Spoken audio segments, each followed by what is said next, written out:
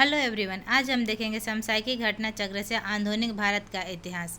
आधुनिक भारत के इतिहास पर पहले 3 एपिसोड हमने किया है, जिसे जाके आप प्लेलिस्ट से देख सकते हैं। आज हम देखेंगे असहयोग आंदोलन से। नागपुर के भारतीय राष्ट्रीय कांग्रेस के अधिवेशन में असहयोग के प्रस्ताव को पारित किया था CR दास ने। भारतीय राष्ट्रीय कांग्रेस का पहला असहयोग आंदोलन शुरू हुआ था 1920 ईस्वी में। महात्मा गांधी द्वारा चलाया गया प्रथम जन आंदोलन था असहयोग आंदोलन। एक वर्ष में स्वराज का नारा गांधी जी ने दिया था असहयोग आंदोलन के समय। असहयोग आंदोलन के बारे में सही कथन दिया है। इस आंदोलन की अवधि वर्ष 1920 से 1922 तक थी। एक वर्ष के भीतर स्वराज की प्राप्ति इसका लक्ष्य था। इसमें बहिष्कार की योजना थी। कांग्रेस सर्वप्रथम जन आंदोलन बनी। हिंदू मुस्लिम में एकता में वृद्धि हुई। जनता के मन से ब्रिटिश शक्ति का भय हट गया था। ब्रिटिश सरकार ने महात्मा गांधी को जो उपाधि दी थी और जिसे उन्होंने असहयोग आंदोलन में वापस कर दिया था, वह केसरे हिंद की उपाधि।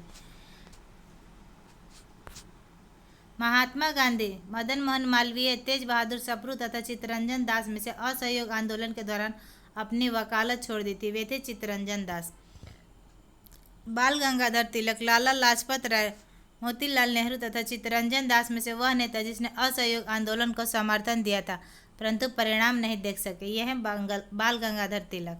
राहुल संक्रेतान 1920 के असहयोग आंदोलन में सक्रिय थे, बिहार के छपरा जिले से।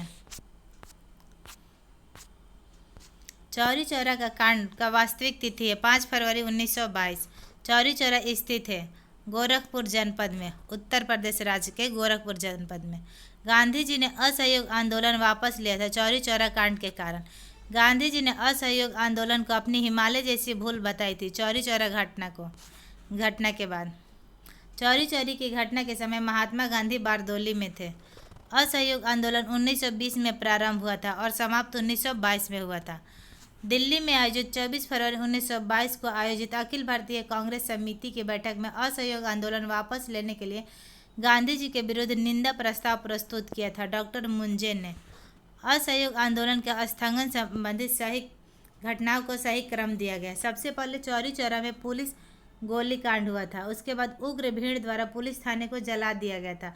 इसके बाद गांधी जी द्वारा असहयोग आंदोलन को स्थगन किया गया। इसके बाद गांधी जी की गिरफ्तारी हुई थी। घटनाओं के बारे में एक बार फिर सही कथन दिया है। चौरी चौरा का कांड हुआ था। इसके बाद बारदोली प्रस्ताव असहयोग आंदोलन का स्थगन हुआ था। 1923 से 28 के काल में भारतीय राजनीति में क्रांतिकारी गतिविधियों के पुनरावृत्ति का कारण था गांधी जी द्वारा असहयोग आंदोलन का स्थगन। वह जिसने असहयोग आंदोलन के दौरान विदेशी वस्त्रों के जलाए जाने पर महात्मा गांधी को लिखा कि यह एक निष्ठुर बर्बादी है, रविंद्रनाथ टैगोर ने लिखा था।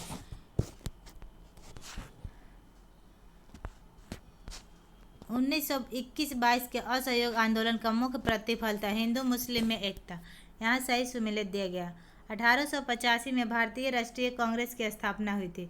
1905 में बंगाल विभाजन हुआ था। 1909 में मार्ले मिंटो सुधार हुआ था और 1930 में सविनय अवज्ञा आंदोलन की शुरुआत हुई थी। 31 दिसंबर 1929 को भारतीय राष्ट्रीय कांग्रेस का लाहौर अधिवेशन हुआ था। 23 मार्च 1931 को भगत सिंह, सुखदेव और राजगुरु को फांसी दी गई थी। 1 अगस्त 1920 को असहयोग आंदोलन प्रारंभ हुआ था और अप्रैल 1919 में रॉलेट सत्याग्रह पारित हुआ था। कथन ए दिया है, महात्मा गांधी द्वारा 1922 में असहयोग आंदोलन स्थगित कर दिया गया था। इस स्थगन का CR दास एवं मोतीलाल नेहरू द्वारा विरोध किया गया था। ए और आर दोनों सही है, लेकिन आर एक ही सही व्याख्या नहीं कर रहा है। स्वराज पार्टी का गठन 1923। भारत में स्वराज पार्टी की स्थापना जिन कारणों से हुई थी वह है गांधी जी द्वारा असहयोग आंदोलन वापस लेना, काउंसिल में प्रवेश कर तथा उन्हें काम न करने देकर 1919 के भारत शासन अधिनियम का उच्छेदन करना। स्वराज पार्टी का निर्माण करने के लिए कांग्रेस के अध्यक्ष पद से त्यागपत्र दिया था CR दास ने। स्वराज पार्टी का गठन असहयोग आंदोलन के असफलता के बाद हुआ था। मोतीलाल नेहरू और CR दास द्वारा वर्ष 1923 में गठित स्वराज पार्टी वर्ष 1923 में गठित पार्टी का नाम था स्वराज पार्टी। मोतीलाल नेहरू स्वराज दल के नेता थे। श्रीनिवासन अयंगर, चित्तरंजन दास, विट्ठल भाई पटेल तथा सी राजगोपालाचारी में से दल में नहीं शामिल हुए थे। वह है सी राजगोपालाचारी, ये स्वराज पार्टी में नहीं शामिल हुए थे। मोतीलाल नेहरू, CR दास, NC केलकर तथा राजेंद्र प्रसाद में से एक स्वराज पार्टी से संबंधित नहीं थे। वह है राजेंद्र प्रसाद। देशबंधु के नाम से प्रसिद्ध थे चित्तरंजन दास।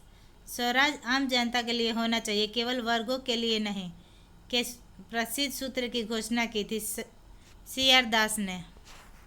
कांग्रेस नेताओं द्वारा मॉन्टेगू जेम्स फोर्ड रिपोर्ट की निंदा करने पर कई नरमपंथियों ने पार्टी छोड़कर गठन किया था इंडियन लिबरल फेडरेशन पार्टी का गठन किया था। 16 दिसंबर 1922 को इंडिपेंडेंट पार्टी बनाने का निर्णय किया था मदन मोहन मालवीय तथा मोतीलाल नेहरू ने। सेंट्रल लेजिस्लेटिव असेंबली का प्रथम भारतीय अध्यक्ष थे विट्ठल भाई जे पटेल। वे राष्ट्रीय नेता जो 1925 में सेंट्रल लेजिस्लेटिव असेंबली के अध्यक्ष निर्वाचित हुए थे, विट्ठल भाई Patel. Simon commission 1927 Simon commission Bharat आया था 1928 में। साइमन कमीशन के आने के विरुद्ध भारतीय जन आंदोलन हुआ, क्योंकि साइमन कमीशन में कोई भी भारतीय सदस्य नहीं था। साइमन आयोग नियुक्त किया गया था 1927 में। 1928 में साइमन कमीशन भारत में जिस उद्देश्य से आया था, प्रशासनिक सुधारों पर विचार करने के लिए। साइमन कमीशन का वह सदस्य जो उदारवादी दल का था, सर जॉन साइमन, जिसके सुझाव पर भारतीयों को साइमन कमीशन से बाहर रखा गया, वह लॉर्ड इरविन के सुझाव पर। कथन ए दिया है, कांग्रेस ने साइमन आयोग का बहिष्कार किया था। साइमन आयोग में एक भी भारतीय सदस्य नहीं है। ए और आर दोनों सही है और आर एक ही सही व्याख्या करता है। साइमन कमीशन में भारतीय सदस्य न होने की वजह से साइमन कमीशन का बहिष्कार किया गया था। साइमन कमीशन के बारे में सही कथन दिया है। उसकी नियुक्ति 1919 के एक्ट के क्रियान्वयन की पूछताछ के लिए की गई थी। उसके अध्यक्ष सर जॉन साइमन थे। उसने संघीय प्रकार की सरकार के लिए असंतुष्टि की थी। भारतीय नेताओं ने उसका विरोध किया था। साइमन कमीशन की सिफारिशों के संदर्भ में सही है। इसने प्रांतों में द्वैत शासन के उत्तरदायी सरकार द्वारा प्रतिस्थापित करने की स्तुति की थी। लाला लाजपत राय घायल हुए थे। साइमन कमीशन के विरोध में हुए लाठीचार्ज में पंजाबी केसरी की उपाधि दी गई थी लाला लाजपत राय को। कथन ए दिया है, 1928 में लाहौर में लाला लाजपत राय के नेतृत्व में साइमन कमीशन का विरोध आयोजित किया गया था। साइमन कमीशन में एक भी भारतीय सदस्य नहीं है। ए और आर दोनों सही है और आर की सही व्याख्या भी करता है। नेहरू रिपोर्ट तैयार की गई थी एल नेहरू द्वारा।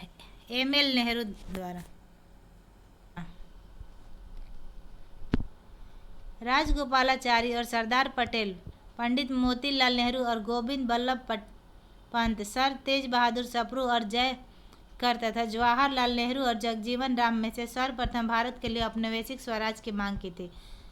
सर तेज बहादुर सप्रू और जयकर ने। भारतीय स्वतंत्रता आंदोलन के काल के संदर्भ में नेहरू रिपोर्ट की अनुशंसा की गई थी।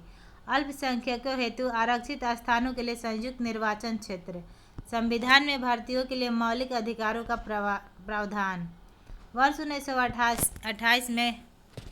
1928 में इंडिपेंडेंस फॉर इंडियन लीग के गठन के संबंध थे जवाहरलाल नेहरू और सुभाष चंद्र बोस का।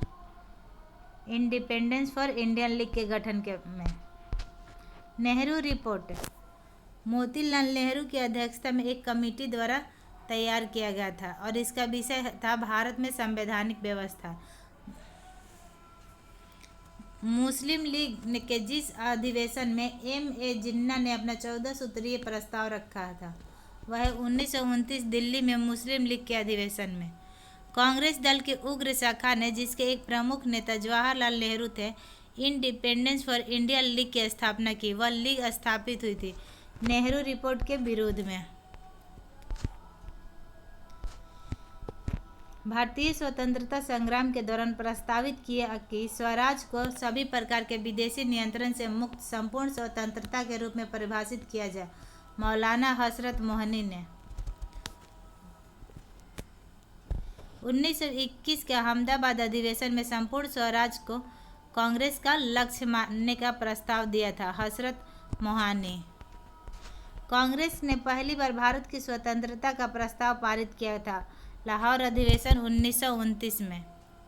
पूर्ण स्वराज का प्रस्ताव लाहौर कांग्रेस में पारित किया था वर्ष 1929 में। भारतीय राष्ट्रीय कांग्रेस का वह अधिवेशन जिसमें पूर्ण स्वराज का प्रस्ताव पारित हुआ था की अध्यक्षता की थी जवाहरलाल नेहरू ने। कांग्रेस ने 1929 के लाहौर अधिवेशन में कांग्रेस का लक्ष्य पूर्ण स्वराज घोषित किया। जवाहरलाल नेहरू ने 31 दिसंबर 1929 को अर्धरात्रि में भारतीय राष्ट्र ध्वज को फहराया था। जवाहरलाल नेहरू ने स्वतंत्रता का नवग्रहित तिरंगा पहली बार लहराया गया 31 दिसंबर 1929 को। भारतीय राष्ट्रीय कांग्रेस का वह अधिवेशन जिसकी अध्यक्षता जवाहरलाल नेहरू ने सर्वप्रथम की थी लाहौर अधिवेशन 1929। भारतीय राष्ट्रीय कांग्रेस का लाहौर अधिवेशन इतिहास में इसलिए प्रसिद्ध है क्योंकि कांग्रेस ने पूर्ण स्वराज की मांग का एक संकल्प पारित किया था। 1929 के कांग्रेस के लाहौर अधिवेशन में पारित संकल्प में शामिल था भारत की विदेश नीति की घोषणा, पूर्ण स्वराज के लक्ष्य की घोषणा, सविनय अवज्ञा आंदोलन प्रारंभ करने की तैयारी। पूर्ण स्वराज संकल्प को भारतीय राष्ट्रीय कांग्रेस के लाहौर अधिवेशन में प्रस्तुत किया था जवाहरलाल नेहरू ने। सविनय अवज्ञा आंदोलन कार्यकारी कमेटी को सविनय अवज्ञा आंदोलन आरंभ करने का अधिकार दिया था लाहौर सत्र में। गांधी जी ने दांडी मार्च आरंभ किया था 12 मार्च 1930 को। गांधी जी ने दांडी यात्रा आरंभ की थी साबरमती से। वह प्रांत जिसके सत्याग्रही की संख्या महात्मा गांधी के दांडी कूच में सर्वाधिक थी गुजरात में। असहयोग आंदोलन, नमक सत्याग्रह, बारदोली कूच तथा भारत छोड़ो आंदोलन में महिलाओं की भागीदारी सर्वाधिक मानी जाती है। नमक सत्याग्रह के दौरान दांडी मार्च शुरू किया गया था नमक कानून तोड़ने के लिए। दांडी मार्च भारत छोड़ो आंदोलन, साइमन कमीशन का आगमन तथा गांधी इरविन समझौता में से सबसे पहले घटित हुआ था। साइमन कमीशन का आगमन यह 1928 में आया था। कथन ए दिया है महात्मा गांधी द्वारा नमक आंदोलन 1930 में चलाया गया था। महात्मा गांधी का उद्देश्य था कि गरीबों का नमक मुफ्त में उपलब्ध हो। कथन ए सही है परंतु आर गलत है। ये नमक कानून तोड़ने के लिए उन्होंने नमक बनाया था। शक्ति के विरुद्ध अधिकार की इस लड़ाई में मैं विश्व की सहानुभूति चाहता हूँ। यह कथन है गांधी की दांडी यात्रा से। महात्मा गांधी की दांडी यात्रा के विषय में सत्य कथन दिया है। यह एक पूर्णतः पैदल यात्रा थी। साबरमती आश्रम से आरंभ होकर इसका समापन दांडी में हुआ था। साबरमती आश्रम से शुरू समूची यात्रा 24 दिनों में पूरी की गई थी। नमक सत्याग्रह के समय गांधी जी के गिरफ्तार हो जाने के बाद आंदोलन के नेता के रूप में उनका स्थान लिया था अब्बास तैयब जी। महात्मा गांधी धरसाना नामक गोदाम पर कांग्रेस कार्यकर्ताओं के धावे के समय थे यरवदा जेल में थे। वह आंदोलन जिसमें भाग लेने के लिए आचार्य विनोबा भावे प्रथम बार गिरफ्तार हुए थे सविनय अवज्ञा आंदोलन में। गांधी जी ने जिस विदेशी पत्रकार को दांडी मार्च के समय अपने साबरमती आश्रम में ठहराया था वह है बेब मिलर। अप्रैल 1930 को नमक कानून तोड़ने के लिए तंजौर तट पर एक अभियान संगठित किया था। सी राजगोपालाचारी ने ये तंजौर तट पे किए थे। भारतीय स्वाधीनता संघर्ष के दौरान रेड शर्ट्स के नाम से भी पहचाने जाने वाले खुदाई खिदमतगारों का आह्वान किया था। पठान क्षेत्रीय राष्ट्रवादी एकता और उपनिवेशवाद के विरुद्ध संघर्ष का लाल कुर्ती दल संगठित किया गया था अंग्रेजों के निकालने के लिए। गढ़वाल रेजिमेंट के सैनिकों ने प्रदर्शनकारियों पर गोली चलाने से इनकार कर दिया था सविनय अवज्ञा आंदोलन के दौरान। लाल कुर्ती आंदोलन के नेता थे खान अब्दुल गफ्फार खां। 1930 में अंग्रेज सरकार के विरुद्ध प्रसिद्ध पेशावर कांड का नायक था वीर चंद्र सिंह गढ़वाली। जिया तरंग आंदोलन आरंभ हुआ था मणिपुर में। बेगूसराय के चौकीदारी टैक्स के विरुद्ध आंदोलन का एक हिस्सा था। सविनय अवज्ञा आंदोलन के हिस्सा था। सविनय अवज्ञा आंदोलन की असफलता के बाद गांधी जी ने महत्व दिया था रचनात्मक कार्यक्रम को। प्रभावती देवी स्वतंत्रता संग्राम सेनानी थी, पटना की। गांधी इरविन समझौते को देखेंगे अब हम। गांधी इरविन समझौता मुख्य रूप से हुआ था गोलमेज सम्मेलन में कांग्रेस की भागीदारी सहज करने के लिए। 5 मार्च 1931 को समझौता हुआ था, गांधी इरविन समझौता। वह आंदोलन जिसका स्थगन गांधी इरविन समझौते में किया जाना प्रस्तावित था, सविनय अवज्ञा आंदोलन। गांधी इरविन समझौते को हस्ताक्षर होने में महत्वपूर्ण भूमिका निभाई थी तेज बहादुर सप्रू ने। गांधी तथा इरविन को दो महात्मा कहा था सरोजनी नायडू ने। गांधी इरविन समझौते में महात्मा गांधी को लाभ का 57वां पुरस्कार कहा था एलन कैंपबेल जॉनसन ने। कांग्रेस का कराची अधिवेशन 1931। भारतीय राष्ट्रीय कांग्रेस के कराची अधिवेशन के सभापतित्व किया था सरदार वल्लभ भाई पटेल ने। 1931 में भारतीय राष्ट्रीय कांग्रेस के कराची अधिवेशन के लिए जिसकी अध्यक्षता सरदार पटेल कर रहे थे, मूल अधिकारों तथा आर्थिक कार्यक्रम पर संकल्प प्रारूपित किया था पंडित जवाहरलाल नेहरू ने। भारतीय राष्ट्रीय कांग्रेस के कराची अधिवेशन को महात्मा गांधी की लोकप्रियता और सम्मान की पराकाष्ठा माना था एससी बोस ने, सुभाष चंद्र बोस ने।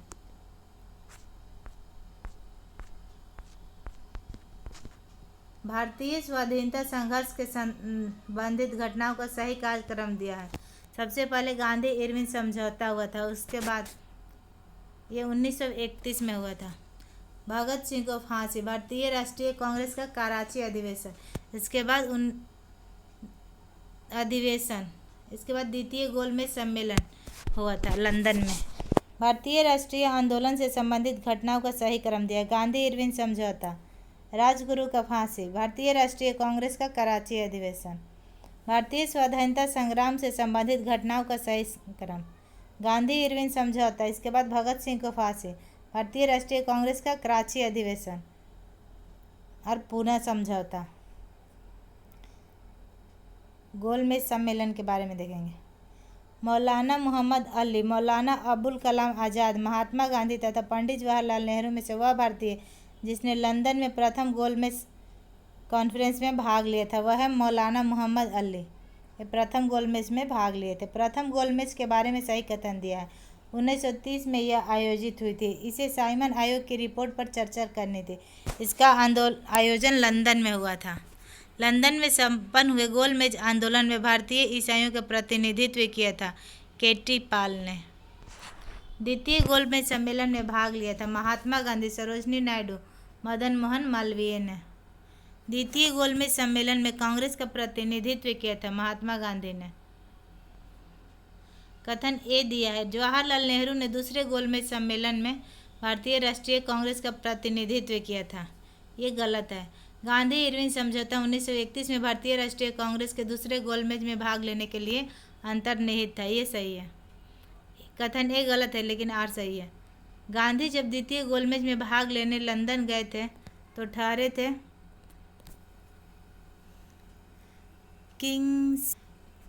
किंग्सले हॉल में ठहरे थे। द्वितीय गोलमेज सम्मेलन में कांग्रेस के एक प्रतिनिधित्व के रूप में भाग लेने महात्मा गांधी बम्बई से लंदन जिस पानी के जहाज से गए थे उसका नाम था एसएस राजपुताना। महात्मा गांधी दिसंबर 1931 में खाली हाथ भारत लौटे थे लंदन से। द्वितीय गोलमेज सम्मेलन जिस प्रश्न पर असफल रहा वह है सांप्रदायिक प्रतिनिधित्व। उस भारतीय का नाम जिसने तीनों गोलमेज सम्मेलन में भाग लिया था यह है BR अम्बेडकर। 1930 से 32 की अवधि में भारत और ब्रिटेन के राजनेताओं की लंदन में हुई बैठकों में प्राय प्रथम, द्वितीय और तृतीय गोलमेज सम्मेलन के रूप में उल्लेखित किया जाता है। उनका उसी रूप में उल्लेख करना गलत होगा क्योंकि ये तीनों अलग अलग सम्मेलन नहीं थे अपितु एक ही सम्मेलन की अवस्था थी जो 3 सत्रों में संपन्न हुई थी। गोलमेज सम्मेलन जो 1932 में हुआ था वह तीसरा। सही कथन दिया है। प्रथम गोलमेज सम्मेलन में डॉक्टर भीमराव अंबेडकर ने दलित वर्ग के लिए अलग निर्वाचन मंडल की मांग रखी थी। पूना पैक्ट में स्थानीय निकायों तथा सिविल सेवाओं में दलित वर्गों के प्रतिनिधित्व के लिए विशेष उपबंध रखे गए थे। तृतीय गोलमेज सम्मेलन में भारतीय राष्ट्रीय कांग्रेस ने भाग नहीं लिया था। प्रथम और तृतीय में नहीं लिया था, जबकि द्वितीय गोलमेज सम्मेलन में महात्मा गांधी ने भाग लिया था कांग्रेस के प्रतिनिधित्व के रूप में।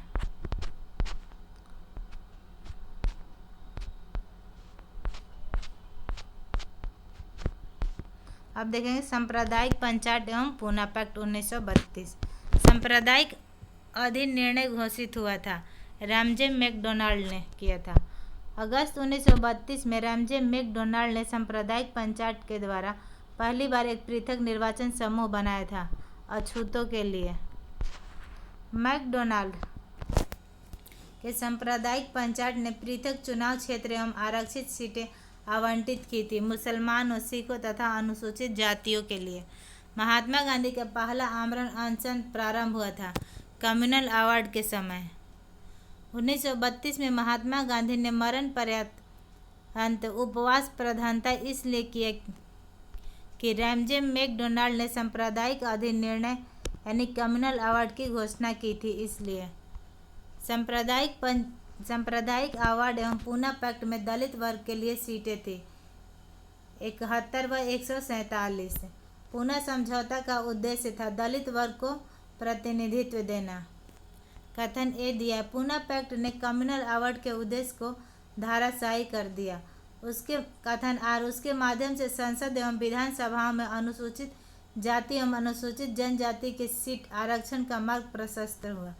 कथन ए और आर दोनों सही है और आर एक ही सही व्याख्या भी करता है। बी आर अम्बेडकर व गांधी जी के बीच एक समझौता हुआ था, वह है पूना समझौता। पूना पैक्ट पर हस्ताक्षर किए थे। सांप्रदायिक अधिनिर्णय के विरुद्ध गांधी जी के आमरण अनशन के बाद पूना समझौता 24 सितंबर 1932 को हस्ताक्षरित हुआ था। इस समझौते पर गांधी जी के समर्थक एवं अम्बेडकर ने हस्ताक्षर किए थे। गांधी जी ने इस पर हस्ताक्षर नहीं किया था, उनके समर्थक ने इस पर हस्ताक्षर किया था, लेकिन इसे गांधी अम्बेडकर समझौता कहते हैं। पूना समझौता को सांप्रदायिक अधिनिर्णय की घोषणा के पश्चात संपादित हुआ था पूना समझौता।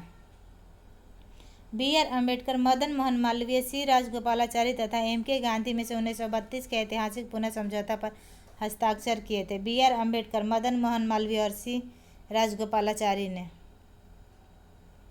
1932 में पूना पैक्ट के बाद हरिजन सेवक संघ की स्थापना हुई थी। इसके अध्यक्ष थे Ghanshyam Das Birla. All India untouchability league, बाद में जिसका नाम बदलकर हरिजन सेवक संघ हुआ, इसका प्रथम अध्यक्ष थे जी.डी. बिरला।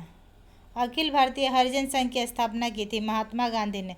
दलित वर्गों का संघ स्थापित किया था बी आर अम्बेडकर ने। महात्मा गांधी क्षणिक भूत की शांति धूल उठाते हैं लेकिन अस्तर नहीं, ये किसने कहा था? बी आर अम्बेडकर ने। Congress Samajwadi party 1934। Congress socialist party का पहली बैठक पटना में हुआ था 1934 में। एम.एन. राय, गणेश शंकर विद्यार्थी, पट्टम ताणु पीले तथा आचार्य नरेंद्र देव में से कांग्रेस समाजवादी दल के प्रमुख नेता थे। आचार्य नरेंद्र देव ये कांग्रेस के समाजवादी दल के प्रमुख नेता थे। 1934 में पटना में अखिल भारतीय कांग्रेस समाजवादी पार्टी का संयोजक थे जयप्रकाश नारायण। 1934 में कांग्रेस समाजवादी पार्टी का गठन किया था जयप्रकाश नारायण एवं आचार्य नरेंद्र देव ने। बिहार सोशलिस्ट पार्टी के संस्थापक थे जयप्रकाश नारायण। लोक नायक के नाम से जाना जाता है जयप्रकाश नारायण को। जयप्रकाश दिवस मनाया गया था अप्रैल 1946 में पहली बार। श्री नरसिंह नारायण थे, ये समाजवादी नेता थे। सही कथन दिया। 1936 में हस्ताक्षरित बम्बई मैनिफेस्टो प्रत्यक्ष रूप से समाजवादी आदर्शों के प्रतिपादन का विरोध था। इसको समस्त भारत से बृहत व्यापारिक समुदाय का सहयोग मिला था। प्रांतीय चुनाव एवं मंत्रिमंडल का गठन 1937। 1937 में संपन्न विधानसभा चुनाव में इंडियन नेशनल कांग्रेस को पूर्ण बहुमत नहीं मिला था, पंजाब में नहीं मिला था। प्रांतीय सरकारों का गठन किया गया था 1935 के अधिनियम के तहत। 1935 के अधिनियम के तहत कराए गए विधानसभा चुनाव में मद्रास, बिहार, उड़ीसा, बंगाल राज्य में कांग्रेस ने पूर्ण बहुमत नहीं प्राप्त की थी। बंगाल में बम्बई, असम, उड़ीसा, बिहार में से वह प्रांत जहां 1937 के आम निर्वाचन में भारतीय कांग्रेस को पूर्ण बहुमत प्राप्त नहीं हुआ था वह है असम में। असम, बंगाल और पंजाब में पूर्ण बहुमत नहीं मिला था। 1937 के चुनाव में कांग्रेस द्वारा बहुमत प्राप्त प्रांतों की संख्या है 5। 1937 में भारतीय राष्ट्रीय कांग्रेस का मंत्रिमंडल बना था मध्य प्रांत, ओडिशा में। वह प्रांत जहां 1937 के आम चुनाव के बाद भारतीय राष्ट्रीय कांग्रेस ने अपनी सरकार बनाई थी। बिहार, मद्रास और ओडिशा। बिहार, मद्रास, ओडिशा एवं पंजाब में से वह प्रदेश जिसने 1935 अधिनियम के अंतर्गत कांग्रेस का मंत्रिपरिषद का गठन नहीं हुआ था, पंजाब में। वर्ष 1937 के चुनाव में कांग्रेस का मंत्रिमंडल बना था 6 प्रांतों में, 5 में पूर्ण बहुमत मिला था और 1 में गठबंधन की सरकार बनी थी। 1935 के अधिनियम के उपरांत 1937 में हुए चुनाव में गठित कांग्रेस मंत्रिमंडल का कार्यकाल था 28 महीने का। मुस्लिम लीग ने मुक्ति दिवस मनाया था 1939 में, जब कांग्रेस ने त्यागपत्र दे दिया था विधानमंडल से। कांग्रेस ने भूस्वामित्व को समाप्त करने की नीति अपनाई थी। कार्यकारिणी कमेटी 1937 में। 1937 के चुनाव के पश्चात यूपी में गठित मंत्रिमंडल में वित्त विभाग सौंपा गया था रफ़ी अहमद किदवई को। कांग्रेस प्रशासित प्रदेशों में मुस्लिमों की शिकायत से संबंधित रिपोर्ट का सही कालक्रम है। Pirpur report, Sharif report, Muslim sufferings under Congress rule. Congress की त्रिपुरी संकट 1939। 1938 में भारतीय राष्ट्रीय कांग्रेस के अध्यक्ष निर्वाचित हुए थे सुभाष चंद्र बोस। भारतीय राष्ट्रीय कांग्रेस के हरिपुरा अधिवेशन की अध्यक्षता की थी सुभाष चंद्र बोस ने।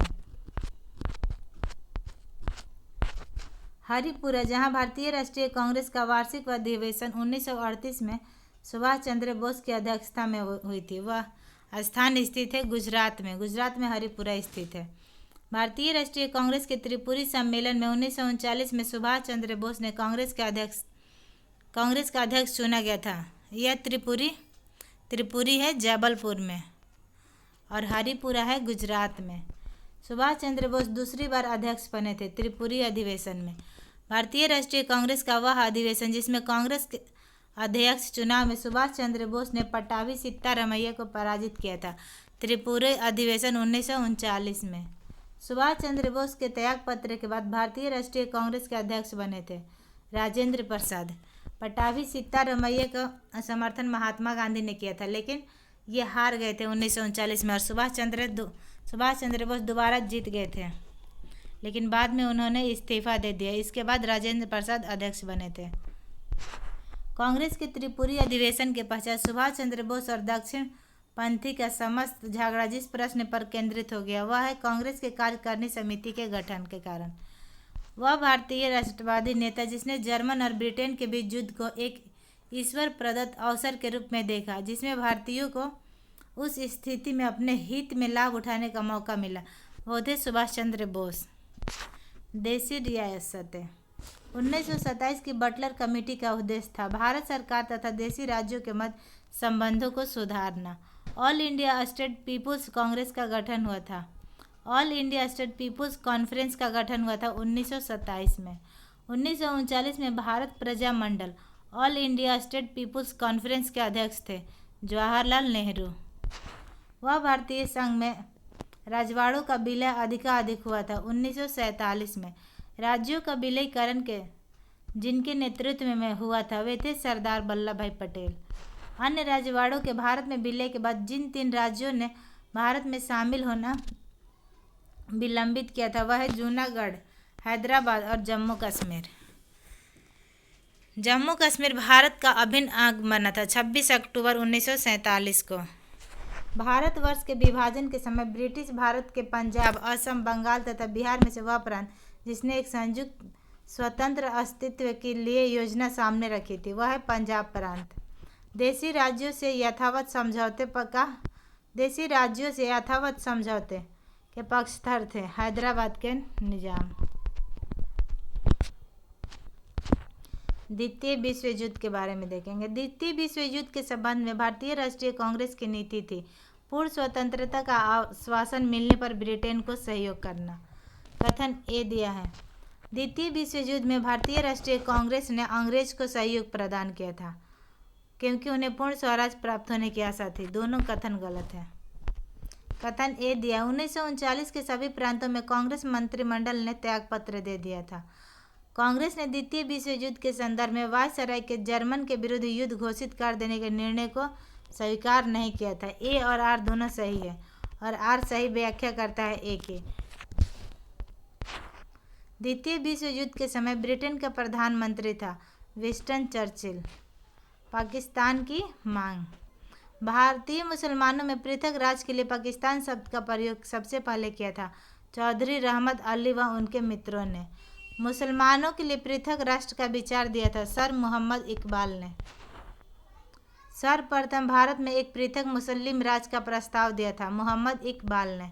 पाकिस्तान को अलग राज्य आंदोलन का नेतृत्व किया था मोहम्मद अली जिन्ना ने। मोहम्मद अली जिन्ना को हिंदू मुस्लिम एकता का दूत कहा था सरोजनी नायडू ने। कथन दिया है। नेहरू एक राष्ट्रभक्त हैं जबकि जिन्ना एक राजनीतिज्ञ। यह कथन किसने दिया था? सर मोहम्मद इकबाल ने। मोहम्मद अली जिन्ना के बारे में सही कथन दिया है। वे दो राष्ट्र सिद्धांत के समर्थक थे। उन्होंने 1940 में मुस्लिम लीग के लाहौर के वार्षिक अधिवेशन की अध्यक्षता की थी। असहयोग आंदोलन में भाग नहीं लिया था जिन्ना ने।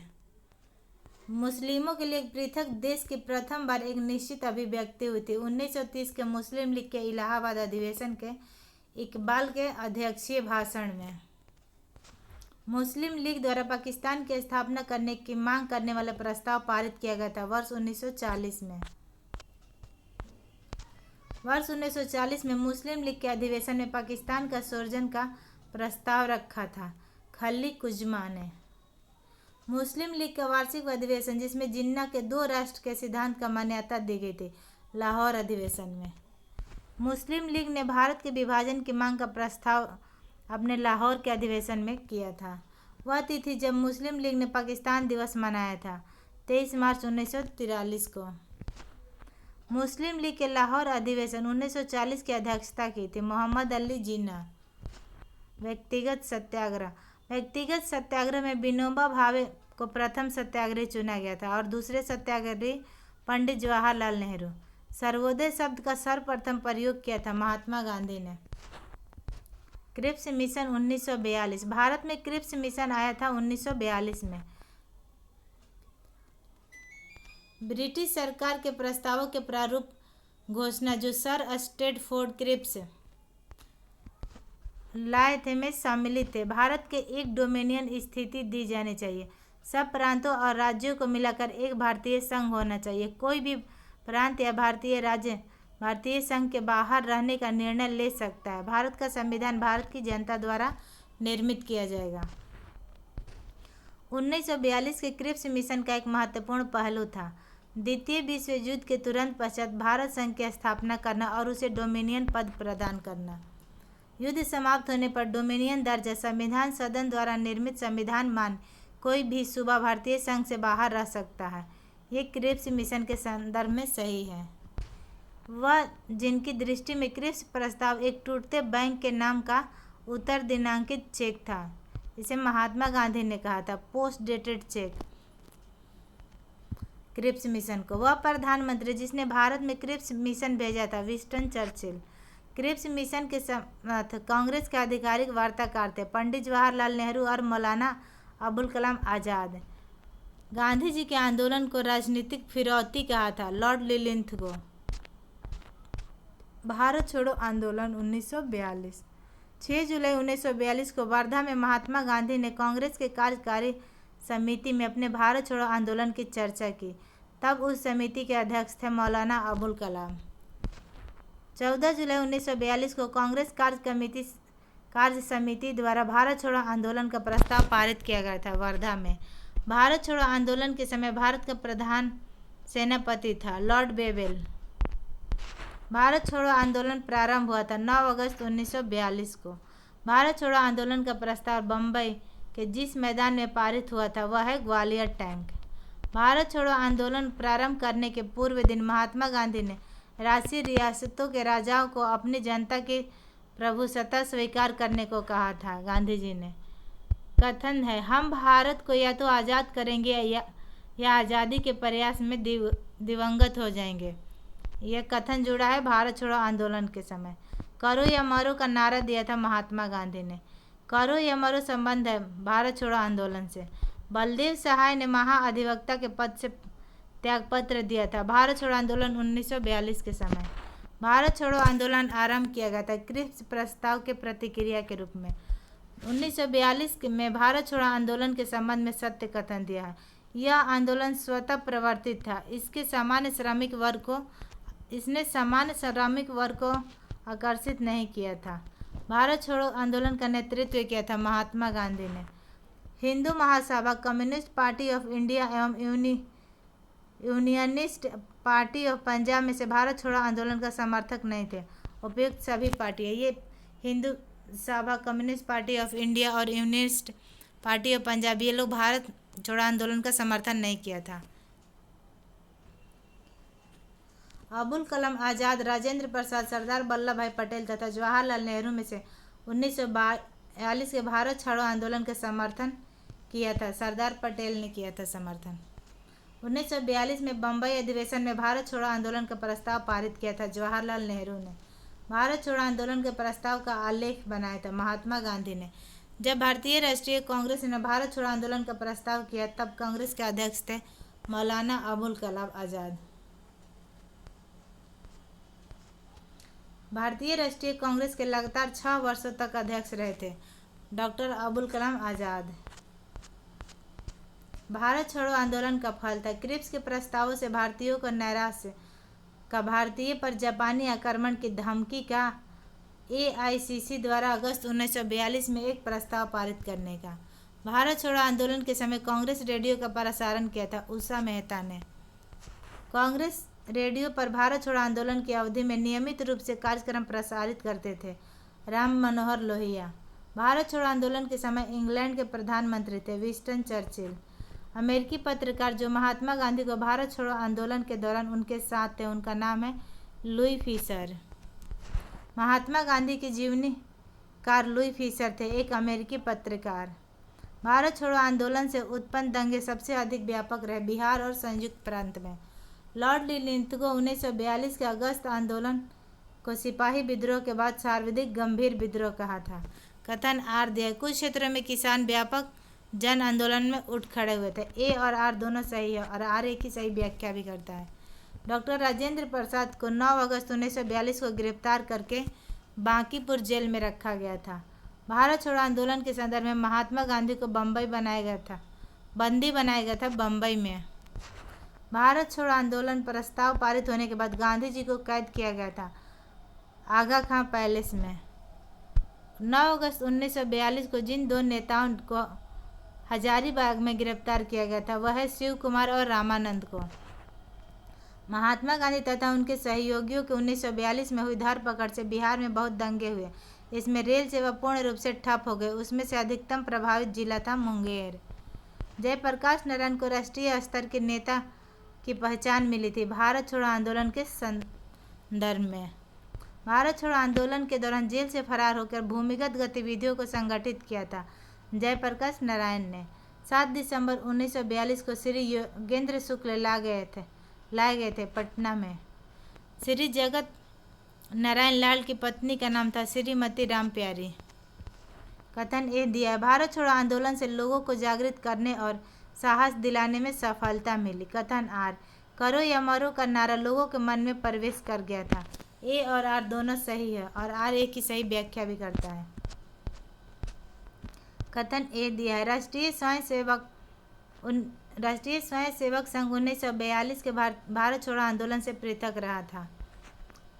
इसका विचार था कि यह आंदोलन भारत की स्वतंत्रता में देरी होगी।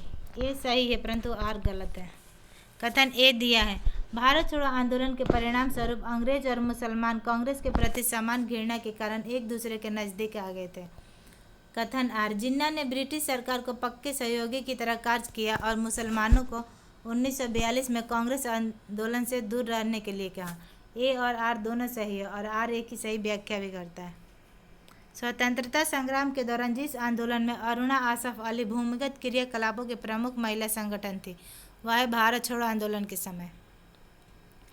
वह आंदोलन जिसके साथ अरुणा आसफ अली जुड़ी थी भारत छोड़ो आंदोलन में समानांतर सरकार की स्थापना की गई थी बलिया और 17 में। कथन ए दिया है, भारत छोड़ो आंदोलन भारतीय राष्ट्रीय आंदोलन का पराकाष्ठा थी। कथन आर दिया है, भारत छोड़ो आंदोलन के पश्चात शक्ति हस्तांतरण की प्रक्रिया की खोज समय की तकाजा थी। ए और आर दोनों सही है, आर ए की सही व्याख्या भी करता है।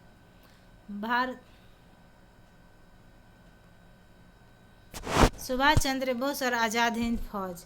नेताजी सुभाष चंद्र बोस का जन्म हुआ था कटक में। सुभाष चंद्र बोस ने फॉरवर्ड ब्लॉक की स्थापना की थी वर्ष 1939 में। आईएनएस दिमाग की उपज थी और इसकी स्थापना किया था मोहन सिंह ने। आईएनएस मानसिक पुत्र था ज्ञान प्रीतम सिंह तथा मेजर आईवीची फूजीवारा का। भारतीय राष्ट्रीय सेना यानी आईएनए का स्थापना किया गया था 1942 में। आज़ाद हिंद फौज के प्रथम सेनापति थे मोहन सिंह। सुभाष चंद्र बोस ने स्वतंत्र भारत का अंतरिम सरकार की स्थापना की घोषणा की थी 21 अक्टूबर 1943 को। 1943 में आज़ाद हिंद फौज अस्तित्व में आई थी तत्कालीन मलाया में। सुभाष चंद्र बोस को इंडियन नेशनल आर्मी के गठन में सक्रिय सहयोग दिया था राम बिहारी बोस ने। आज़ाद हिंद फौज का प्रधान कार्यालय स्थित है रंगून में, ये म्यांमार में है। तुम मुझे खून दो मैं तुझे आज़ादी दूंगा, ये कथन है सुभाष चंद्र बोस का। द फ्री इंडियन लीजन नामक सेना बनाई थी सुभाष चंद्र बोस ने। रानी लक्ष्मीबाई रेजिमेंट की स्थापना की गई थी सुभाष चंद्र बोस द्वारा। सुभाष चंद्र बोस को देश नायक कहा था रविंद्रनाथ टैगोर ने। जय हिंद का नारा दिया था सुभाष चंद्र बोस ने। आज़ाद हिंद फौज दिवस मनाया जाता है 12 नवंबर 1945 को पहली बार मनाया गया था। आज़ाद हिंद फौज के सैनिक को 7 वर्ष का कारावास का दंड दिया था रशीद अली द्वारा। गुरदयाल सिंह, प्रेम सहगल, मोहन सिंह शाहनवाज में से आज़ाद हिंद फौज के वह अधिकारी जिसने लाल किले पर चलाए गए मुकदमे का सामना नहीं किया था। मोहन सिंह ने नहीं किया था सामना। 1945 में आज़ाद हिंद फौज की ओर से लाल किले में मुकदमे की पैरवी कर रहे वकीलों की अध्यक्षता की थी भूला भाई देसाई ने। वर्ष 1945 में आज़ाद हिंद फौज के लाल किले में दिल्ली के मुकदमे के पैरवी भूला भाई देसाई, पंडित जवाहरलाल नेहरू, सरदार वल्लभ भाई पटेल तथा डॉक्टर कैलाश नाथ काटजू में से नहीं किए थे। वह सरदार वल्लभ भाई पटेल ने नहीं किया था, बाकी पंडित जवाहरलाल नेहरू, भुल्ला भाई पटेल ये सब किए थे। इलाहाबाद में संपन्न कांग्रेस कार्यकारिणी समिति की बैठक में भारत के नाजीवाद, फांसीवाद तथा साम्राज्यवाद के विरोध निश्चित रूप के कारण जापान के विरुद्ध गुरिल्ला युद्ध की अपनी योजना के पक्ष में बहुमत जुटाने में सक्षम हुए थे। वह जवाहरलाल नेहरू। कैबिनेट मिशन योजना से हम अगले वीडियो में देखेंगे।